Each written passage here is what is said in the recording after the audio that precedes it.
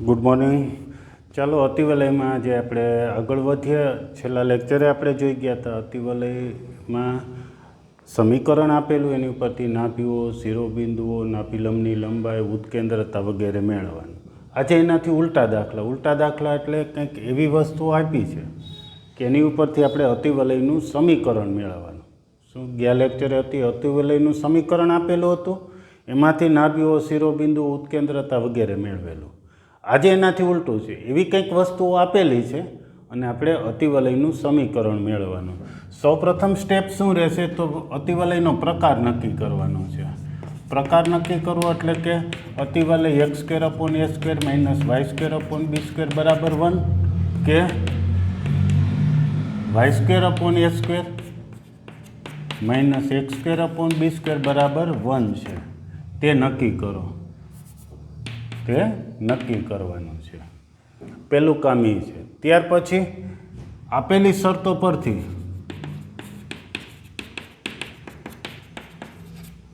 એ અને બી મેળવી પ્રમાણિત સમીકરણમાં મૂકવા. આ બે સ્ટેપ છે આપણા માટે. ઉપવલયમાં પણ આવા જ એક્ઝામ્પલ આવી ગયેલા કે સૌ પ્રથમ પ્રકાર કયો છે એ નક્કી કરો, પછી જે શરતો આપી હોય નાભી કે નાભિલંબની લંબાઈ કે જે કંઈ આપ્યું હોય તેના ઉપરથી એ અને બી મળી શકશે. આપણને એવી શરતો આપેલી જ હશે કે જેથી કરીને આપણને એ અને બી મળી જાય. એ અને બી મળે એ પછી તે મેળવી અને પ્રમાણિત સમીકરણમાં મૂકી દે એટલે અતિવલયનું સમીકરણ મળે. જેમ કે અહીંયા શરૂ કરીએ તો હવે આ શિરોબિંદુઓ આપ્યા છે, નાભીઓ આપી છે, એની ઉપરથી અતિવલય કયા પ્રકારનો છે ખબર પડી જાય. જેમ કે શિરોબિંદુઓ અને નાભીઓ એક્સ અક્ષ પર છે. શિરોબિંદુ અને નાભીઓ એક્સ અક્ષ પર છે એટલે એ પહેલા પ્રકારનો અતિવલય, એટલે કે આવા પ્રકારનો કંઈક અતિવલય થશે. જો નાભીઓ કે શિરોબિંદુઓ વાય અક્ષ પર હોય તો એ અતિવલય આ બીજા પ્રકારનો કંઈક આ પ્રકારનો અતિવલય થાય. બરાબર છે, આટલું તમે જાણો છો. તો અત્યારે નાભીઓ એક્સ અક્ષ પર છે. એક્સ અક્ષ પરથી કેમ ખબર પડે તો એ બિંદુનો વાય m 0 છે. શિરોબિંદુ પણ એ જ પ્રકારે આવે કે વાય m 0 હોય એટલે નાભીઓ કે શિરોબિંદુનો વાય m 0 હોય એટલે એ પહેલા પ્રકારનો અતિવલય થયો. જો નાભીઓ કે શિરોબિંદુઓ વાય અક્ષ પર હોય એટલે કે એનો એક્સિયમ 0 હોય તો એ નાભી કે શિરોબિંદુનો એક્સિયમ 0 હોય તો એ બીજા પ્રકારનો અતિવલય થાય. બરાબર છે. તો ચાલો સૌ પ્રથમ લખીએ. અહીં શિરોબિંદુ કે નાભી બેમાંથી એક આધાર બનાવીએ આપણે. અહીં નાભીઓ ±3 એક્સ અક્ષ પર છે, તેથી મુખ્ય અક્ષ એક્સ અક્ષ છે અથવા તો સીધું, તેથી અતિવલયનું સમીકરણ x² / a² - y² / b² = 1 સ્વરૂપે છે. આ પ્રકારનું એનું સમીકરણ આવશે. હાલો, પહેલું કામ પૂરું, પ્રકાર નક્કી થઈ ગયું. ત્યાર પછી બીજી હવે શરત. હવે એ અને બી મેળવવા છે. તો આ અતિવલયની નાભી અને શિરોબિંદુ અને આને આપેલ શિરોબિંદુ નાભી સાથે સરખાવીએ. અહીં નાભીઓ, આ અતિવલયની નાભી ±C0 છે, એને આપણે ±30 અને શિરોબિંદુઓ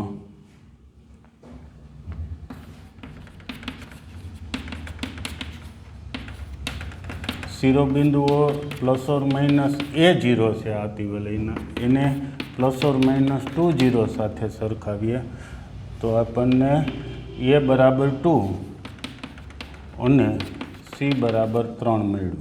આટલું બરાબર. હવે બી મેળવવા છે. એ મળી ગયું આપેલ માહિતી ઉપરથી, સી પણ મળી ગયું. હવે બી મેળવવા છે. બી મેળવવા માટે એક અગત્યનો સંબંધ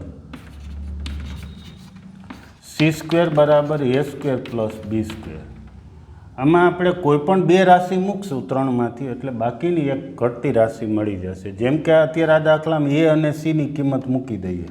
અહીંયા જે કિંમત મૂકશું એટલે બીની કિંમત મળશે. ચાલો આના પરથી C² એટલે 3 નો વર્ગ 9 એ સ્ક્વેર 2 નો વર્ગ 4 વત્તા બી સ્ક્વેર, તેથી બી સ્ક્વેર બરાબર 5 મળ્યું. એ મળી ગયો છે, બી મળી ગયો છે, તેથી માગેલ અતિવલયનું સમીકરણ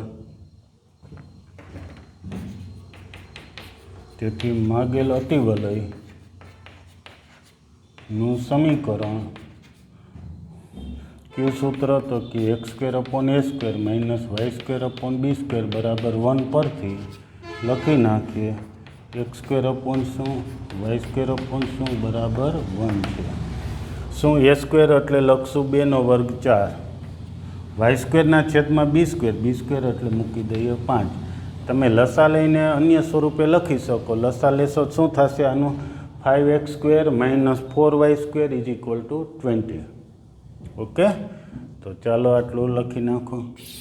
આટલું એક્ઝામ્પલ સમજી લો. પહેલાં સ્ટેપ મગજમાં 2-4 વખત ગોઠવી લો કે સૌ પહેલું કામ શું કરવાનું છે. આ દાખલાઓ તૈયાર કરો તો તમારે 3 પ્રકારના એક્ઝામ્પલ આ રીતે આપણે ગણ્યા છે. પરવલયમાં આમ ગણ્યા છે, ઉપવલયમાં અને હવે અતિવલયમાં. પહેલાં પ્રકાર નક્કી કરવાનો, પછી એ કે બી મેળવી લેવાનું છે.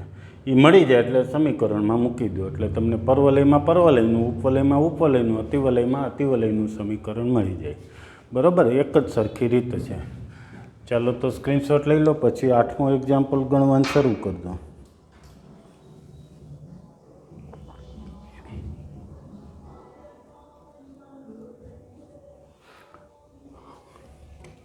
આઠમા એક્ઝામ્પલમાં હવે થોડો એવો ફેરફાર છે. જોઈએ કેટલો ફેરફાર છે, શું કેટલું.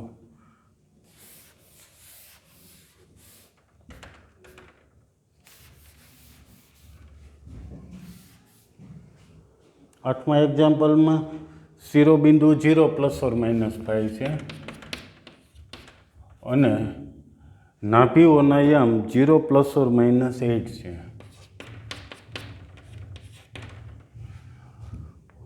અહીં નાભીઓ છે એનો x યામ 0 છે, y યામ કંઈક સંખ્યાઓ છે, એ y અક્ષ પર આવેલ છે. તેથી અતિવલયનું સમીકરણ y પહેલાં આવશે, પછી x આવશે. મુખ્ય અક્ષ y અક્ષ પર આવે. બીજો પ્રકાર છે. હવે આ પ્રકારનું તમારે ધ્યાનમાં રાખવાનું છે. તો હવે આ અતિવલયની નાભી 0 ± c છે, શિરોબિંદુ 0 ± a છે, એમની સાથે સરખાવી દો તો નાભીઓ છે 0 ± 8, શિરોબિંદુ 0 ± 5 સરખાવી દેશો તો a બરાબર 5 મળ્યું છે, c બરાબર 8 મળ્યું છે. a અને c ની કિંમત અહીંયા મૂકશું તો b² મળી જશે. c² એટલે 8 નો વર્ગ 64, a² એટલે 5 નો વર્ગ 25 વત્તા b². b² બરાબર થશે 64માંથી 25 બાદ કરો તો b² તમને મળે 14માંથી 5 ગયા 9, 5માંથી 2 ગયા 3, 39. માગેલ અતિવલયનું સમીકરણ. ઓહો, અહીંયા ફેરફાર કરવાનું થશે. હવે y² x² y² અને x². અહીંયા કિંમત મૂકી દેજો. ઓકે, તો તેના પછી હજી આગળ વધો. સહેલા દાખલાઓ છે, ઘણા સહેલા દાખલા. ત્યાર પછી ત્રીજો દાખલો શિરોબિંદુઓ અને નાભી. 9મો દાખલો. જે હમણાં 7મો એક્ઝામ્પલ ગણ્યા એમ જ તમે 9મો ગણી નાખો એ જ રીતે. એટલે કે 7મો 8મો છે એવા જ પ્રકારનો 9મો છે દાખલો. એટલે હવે આપણે 10મો એક્ઝામ્પલ શરૂ કરીએ. 10મા એક્ઝામ્પલમાં શું આપ્યું છે એ ઉપરથી અતિવલયનું સમીકરણ નક્કી કરીએ. તો 10મા એક્ઝામ્પલમાં નાભી અને મુખ્ય અક્ષની લંબાઈ છે. નાભીઓ આપી છે ±50 અને મુખ્ય અક્ષની લંબાઈ 8 આપેલી હોય તેવા અતિવલયનું સમીકરણ તમારે મેળવવાનું છે. સાવ સહેલો. નાભીઓ ઉપરથી ખબર પડી જશે. નાભી ±50 એ y અક્ષ પર છે કે x અક્ષ પર છે એ રીતે એનું સમીકરણ. તો નાભીનો y યામ 0 એટલે નાભી છે એ x અક્ષ પર છે એટલે અતિવલયનું સમીકરણ કંઈક આવું ધારી શકીએ. આ પ્રકારનું હશે.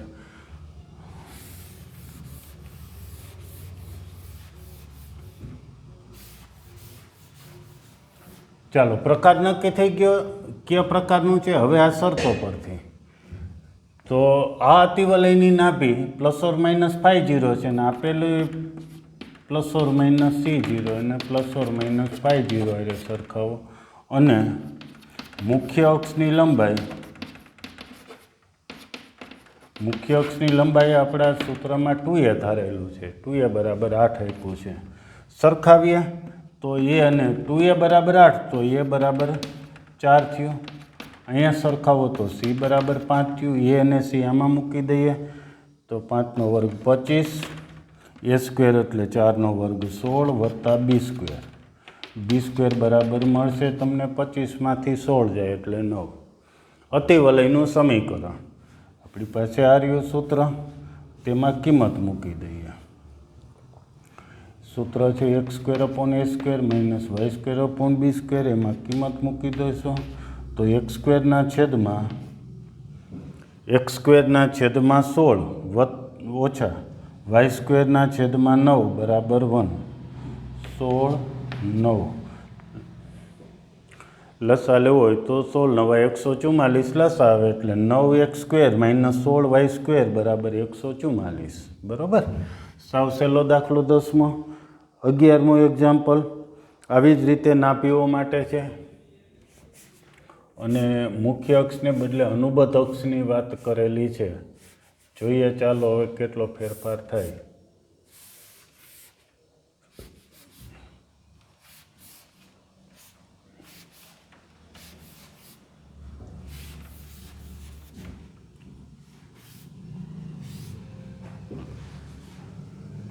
નાભીઓ 0 ± 13 આપેલું છે, અને અનુબદ્ધ અક્ષની લંબાઈ 24 આપેલી છે.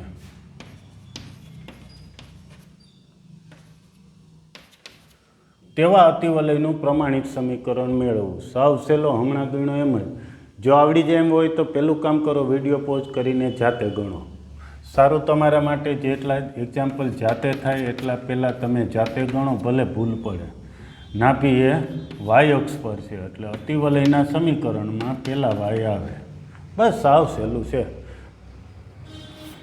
સાવ ટેકનિકવાળા જ શબ્દ છે. વાય એમ કંઈક છે, વાય અક્ષ પર આવે, વાય પહેલાં આવે. હવે નાભી, આનો નાભીમાં 0 ± c ને આપણે 0 ± 13 સાથે સરખાવી દો, અને અનુબદ્ધ અક્ષની લંબાઈ 2b જે આપણે લઈએ છીએ 24 છે. ચાલો સરખાવીએ તો b અહીંથી મળી જાય. 2b બરાબર 24 તો b બરાબર 12, અને c બરાબર તો સીધા જ 13 મળી જાય. b અને c ની કિંમત મૂકો તો એ મળી જાય c² એટલે 13નો વર્ગ.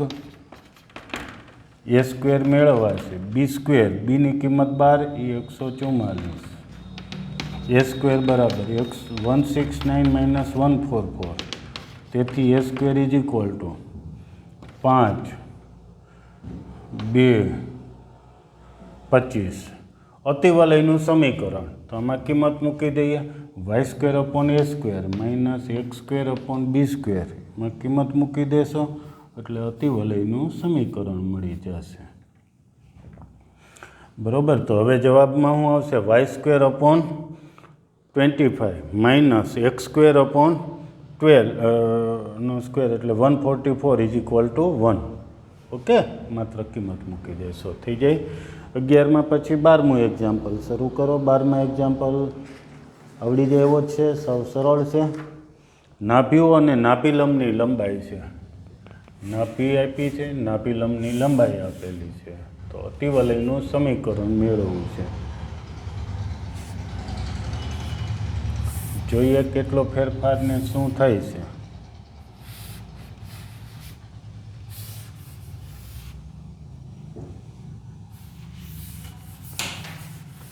જોઈએ, જેની જરૂર પડશે એ લખતા જશું પછી. ઓકે, તો ચાલો હવે એના પછીનો દાખલો 12માં નાભી ± 3√5 0 આમ આપેલી છે. અને નાભિલંબની લંબાઈ 8 છે.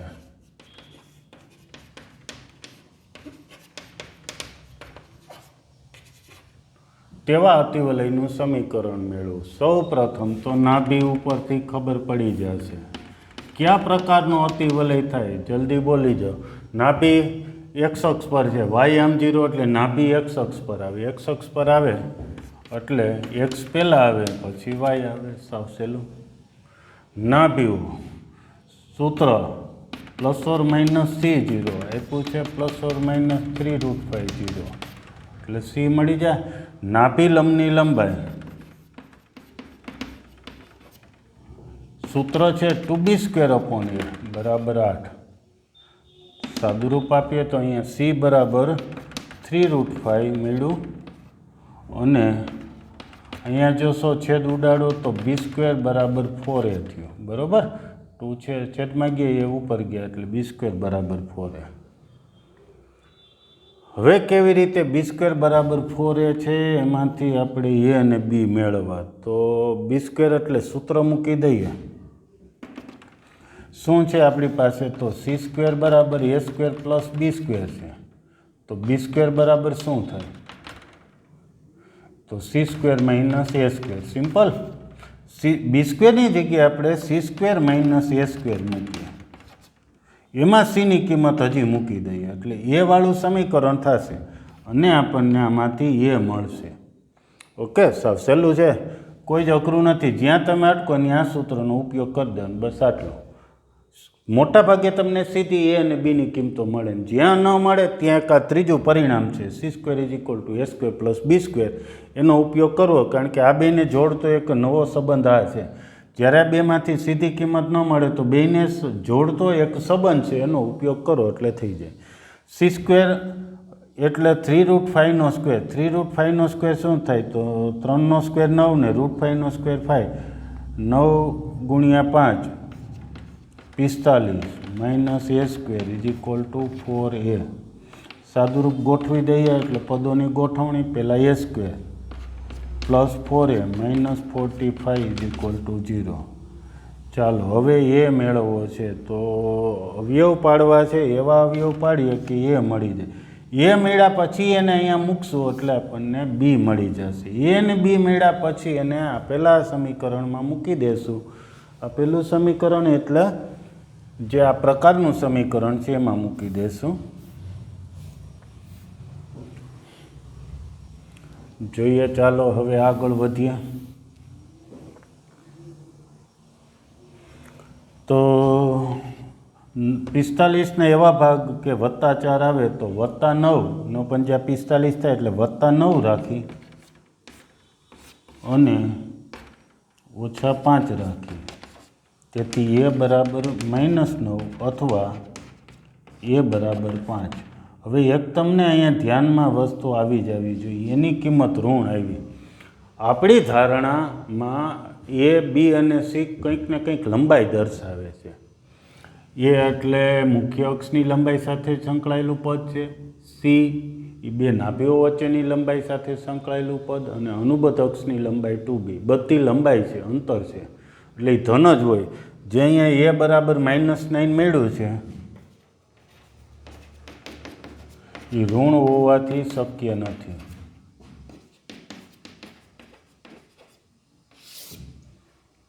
અહીંથી આપણો એક્ઝામ્પલ હવે શરૂ થાય છે. તેથી તો હવે એ બરાબર શું? આ બેમાંથી એક છે એમાં આ શક્ય નથી. તો હવે એ બરાબર 5.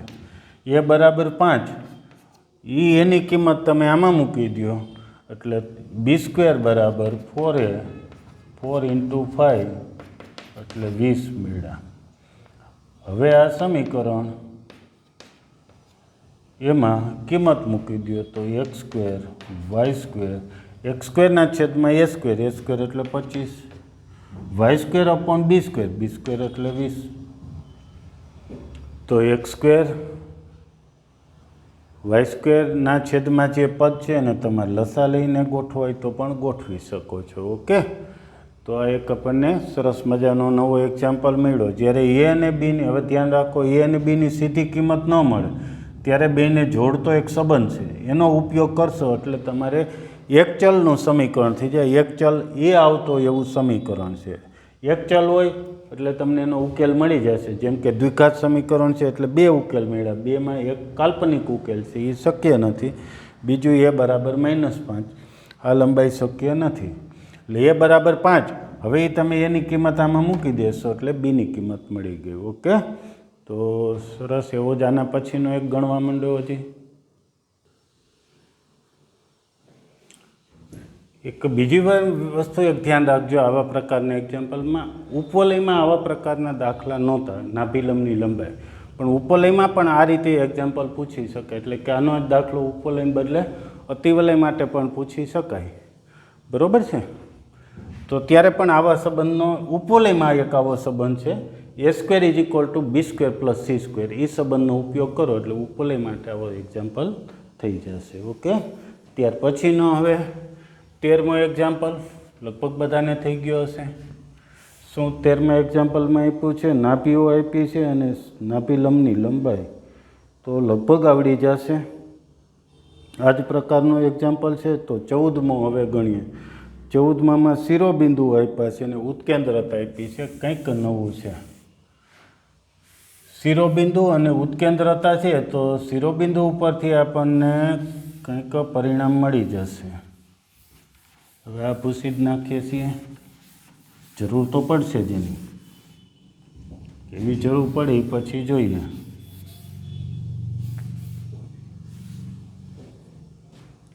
ચલો, શિરોબિંદુ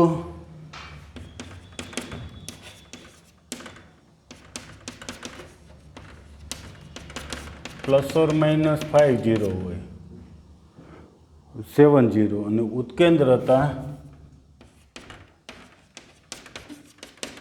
E બરાબર 4/3 હોય તેવા અતિવલયનું 4/3 E બરાબર પ્રચલિત સંકેતોમાં છે.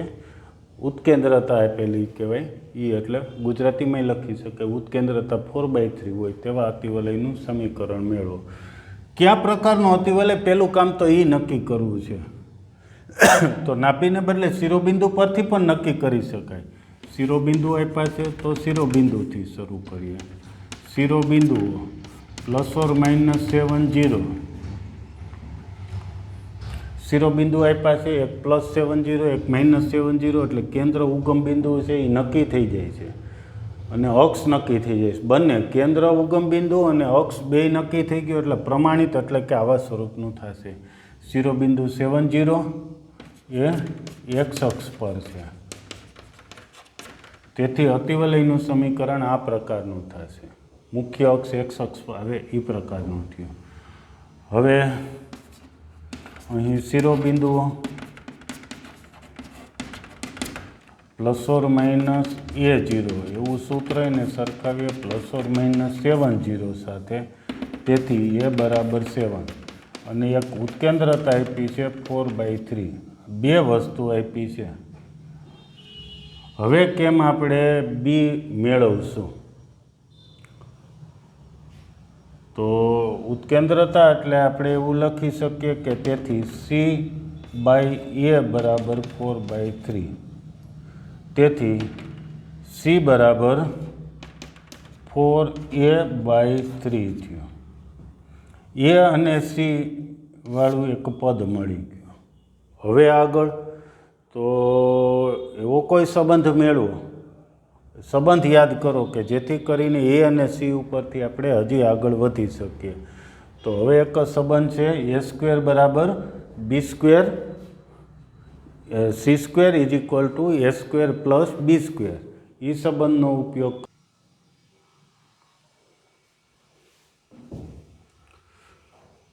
તો સંબંધ હવે C² બરાબર A² + B². Cની કિંમત અહીંયા વર્ગ કરીને મૂકીએ તો 16A²/9 બરાબર A² + B². હવે A બરાબર 7 અહીંયા મૂકી દઈએ તો આખું આપણને B² વાળું પદ થઈ જાય, અથવા પહેલાં સાદુરૂપ આપી દઈએ. ઇમ્પ્લાઇડ B² બરાબર શું થાય? તો B² બરાબર 9 લસા લેશો. 16A² માંથી 9A² ગયા, 16 માંથી 9 એટલે 7a² છેદમાં 9. હવે એ બરાબર તમે 7 મૂકી દેશો એટલે 7 ગુણ્યા 7નો વર્ગ છેદમાં 9. 7 એટલે 49, 7નો ઘન આમ તો 343 છેદમાં 9 b² મળ્યું. હવે ઉપવલયનું સમીકરણ x² માઇનસ y² બરાબર 1. એમાં a² એટલે મૂકી દઈએ છીએ. a² એટલે 7નો વર્ગ 49, y² 343 છેદમાં 9 એટલે કે 9 ઉપર લઈ જાય એટલે x² છેદમાં 49 માઇનસ y² છેદમાં 343 છેદનો છેદ 9 ઉપર ગયો એટલે 9y² બરાબર 1. હજુ તમે 343 લસા લઈ શકો. 343 લસા લેશો એટલે આવું થાય 7x² minus 9y² is equal to 343. Okay. હવે એક 15મો છેલ્લો દાખલો અતિવલય માટે. શું આપેલું છે 15મા એક્ઝામ્પલમાં? નાભીઓ આપેલી છે. નાભીઓ છે +0 ± √10 અને એક બિંદુ આપ્યું છે 2, 3 માંથી પસાર થતા. એક બીજું બિંદુ છે 2, 3 માંથી પસાર થતા હોય તેવા અતિવલયનું સમીકરણ મેળવવું છે. જેટલું ચાલે એટલું ચલાવશું, બાકી તો આ બધું ભૂસી નાખીએ.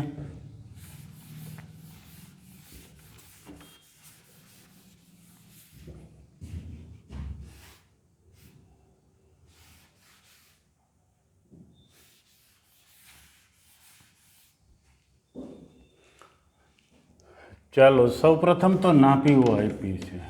નાભીઓ છે 0 ± √10. એની ઉપર છે તો કે y અક્ષ પર છે એટલે y પહેલાં આવે એવું એનું સમીકરણ થયું. સાવ સહેલું આટલું. ત્યાર પછી નાભીઓ. આ અતિવલયની નાભી 0 ± c હોય છે. જે આપ્યું છે 0 ± તેથી c ની કિંમત મળી ગઈ.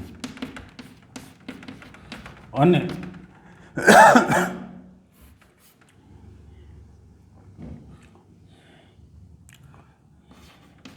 વળી અતિવલય કયા બિંદુમાંથી પસાર થાય છે? તો અતિવલય બિંદુ 2, 3 માંથી પસાર થાય છે. પસાર થાય એટલે એક જ વાત આવે, ઉપવલય, પરવલય, વર્તુળ ત્રણેયમાં એક્ઝામ્પલ આવી ગયા છે અને રેખામાં પણ આવી ગયા. પસાર થાય એટલે એક્સની જગ્યાએ 2 ના 3 છે, વાયની જગ્યાએ મૂકી દઈએ. તો એક્સની જગ્યાએ 2 મૂકશું ને વાયની જગ્યાએ 3 અહીંયા મૂકીએ તો 9/a² માઇનસ 3 છે એ વાયની જગ્યાએ મૂકીએ એટલે 9 થયું. 2 છે એ એક્સની જગ્યાએ 4/b² ઇઝ ઇક્વલ ટુ 1. આ બીજું સમીકરણ મળ્યું. આ બે સમીકરણ ઉપરથી આપણે એ બી મેળવવા છે. તો બીજું સમીકરણ ક્યાં? તો કે અહીંથી આપણે હવે બનાવીએ. c² બરાબર 10 થયા. c² બરાબર 10 એટલે c² એટલે a² પ્લસ b². આ પહેલું સમીકરણ ને આ બીજું. એ બી વાળા બે સમીકરણ કોઈ પણ રીતે ઉકેલો એટલે એ અને બી મળે. કેમ ઉકેલશો? બંને સમીકરણ જોઈ લો.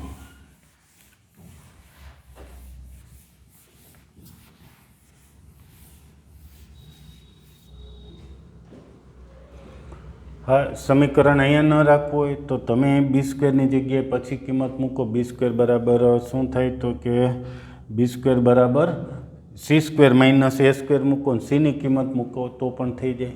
અહીંયા પણ આવી રીતે ગણી શકો છો. એ બી વાળા બે સમીકરણ થયા. અહીંથી આપણે b² બરાબર શું થાય? 10 - a² એ અહીંયા મૂકી 9/a², 4/10 - a² બરાબર 1. 9 અને એ છે એ લખવામાં છે, ધ્યાન રાખજો ભૂલ ન થઈ જાય. લસા લઈએ એટલે એ વાળું સમીકરણ થશે ને એમાંથી એ મળશે. લસા શું આવશે? તો એ સ્ક્વેર ને 10 માઇનસ એ સ્ક્વેર, તો 9 સાથે 10 ઓછા એ સ્ક્વેર, 4 સાથે એ સ્ક્વેર બરાબર લસા સામે એ સ્ક્વેર ઇન્ટુ 10 માઇનસ એ સ્ક્વેર છેદનો લસા છે 1 સાથે ગુણી જતા આવું થયું. સાદુરૂપ આપીએ તો 90, 9 એ સ્ક્વેર, 4 એ સ્ક્વેર, 10 એ સ્ક્વેર ને માઇનસ એની 4 ઘાત. એ સ્ક્વેર ઇન્ટુ એ સ્ક્વેર એટલે 4 ઘાત થઈ. સાદુરૂપ આપવા માંડીએ તો એ સ્ક્વેરવાળા આપણી પાસે આટલા પદ છે, આ બંને માઇનસવાળા સામે જાય એટલે પ્લસ, અથવા તો એની 4 ઘાતવાળું પહેલાં લખી પદોની ગોઠવણી કરવા માંડીએ. સૌ પ્રથમ એની 4 ઘાતવાળું 9 ને 4 13 ને 23 અને વત્તા 90 અવયવ પાડવા છે. 90ના એવા ભાગ કે 23 મળે. 90ના ભાગ તો 10 9 90, 30 તેરી, પછી આગળ વધીએ તો હજી ભાગ મળશે આપણને. ભાગ વિચારવા માંડો તો 18 પંજા 90 એવા ભાગ પડશે. 18 પંજા. હા, અહીંયા એ આવશે કે એ સ્ક્વેર, તો એની 4 ઘાતની એ સ્ક્વેરવાળી પદાવલી છે તો એ સ્ક્વેર આવશે બરાબર. તેથી એ સ્ક્વેર બરાબર 18 અથવા એ સ્ક્વેર બરાબર 5 આવું મળ્યું. આ કિંમતો આપણે એક પહેલું સમીકરણ 1 એ સ્ક્વેર પ્લસ બી સ્ક્વેર બરાબર 10 માં મૂકતા આ કિંમતો બરાબર ને. તો એ સ્ક્વેર બરાબર 18 મૂકીએ તો શું થાય છે? 18 અહીંયા મૂકીએ તો 18 વત્તા બી સ્ક્વેર બરાબર 10. તેથી હજી આગળ બી સ્ક્વેર બરાબર -8 જે શક્ય નથી. શું કામ? બી સ્ક્વેર બરાબર -8, બી સ્ક્વેર બરાબર ઋણ કિંમત શક્ય નથી. ખુદ બી જ ધન હોય છે, બીની કિંમત ધન હોય છે તો એનો વર્ગ તો ધન જ આવે. તેથી એ સ્ક્વેર બરાબર 18 શક્ય નથી. તથા એ સ્ક્વેર બરાબર હવે 5 લઈએ, એ કિંમત આમાં મૂકી દઈએ તો 5 વત્તા બી સ્ક્વેર બરાબર 10 ઇમ્પ્લાઇડ બી સ્ક્વેર બરાબર 5. એ અને બીની કિંમત મળી ગઈ એટલે માગેલ અતિવલયનું સમીકરણ y square minus x square upon 5 બરાબર 1 એટલે કે 5 લસા લઈએ તો આવું કંઈક મળે. Y square minus x square બરાબર 5 છે. નોંધ લખી નાખજો. આ સમીકરણ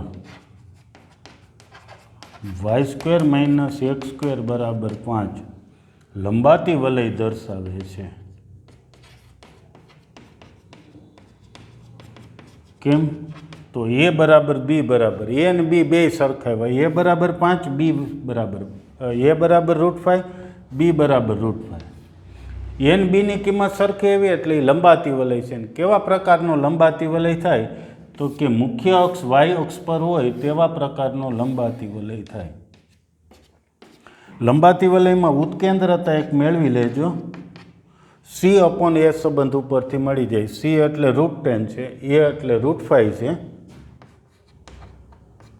√10 અપોન √5 એટલે √2 મળે. જો કે દરેક લંબાતી વલયમાં એ બરાબર બી હોવાથી ઉત્કેન્દ્રતા √2 જ આવે. એ અને બી સરખા હોય તો તમે એ અને બી સરખા હોય એ કિંમત અહીં મૂકશો. સી સ્ક્વેર બરાબર એ સ્ક્વેર પ્લસ બી સ્ક્વેર તો સીની કિંમત મળે. સીની કિંમત મળે એ મૂકશો એટલે ઉત્કેન્દ્રતા મળી જાય. ઓકે, તો લંબાતી વલયમાં ઉત્કેન્દ્રતા ફિક્સ √2 છે. આવી રીતે તમે અન્ય એક્ઝામ્પલ પણ વિચારી શકો, બનાવી શકો. ખૂબ સહેલું સ્વાધ્યાય છે. નેક્સ્ટ લેક્ચરથી આપણે હવે પરવલય, ઉપવલય અને અતિવલય ના ઉપયોગો પ્રકારનું એક પ્રકીર્ણ સ્વાધ્યાય છે. એ બધાના જે થોડા ઉપયોગ આપણે શીખવાના છીએ. ખરેખર તો ઉપયોગ તો ઘણા બધા છે. લંબાતી વલય, થી માંડીને તમામ પ્રકારના વલય, સાંકો એટલે પરવલય, ઉપવલય, અતિવલય, વર્તુળ, બિંદુ અને રેખા, આટલા બિંદુઓનો ગણ થાય અને રેખાઓ પણ આવી જાય. તો આ બધા બિંદુઓનો ગણનો ઉપયોગ ઘણો બધો છે. એમાંથી થોડા ઉપયોગ આપણે પ્રકીર્ણ સ્વાધ્યાયમાં શીખવાના છીએ. નેક્સ્ટ લેક્ચર એ જોઈશું. Okay, thank you.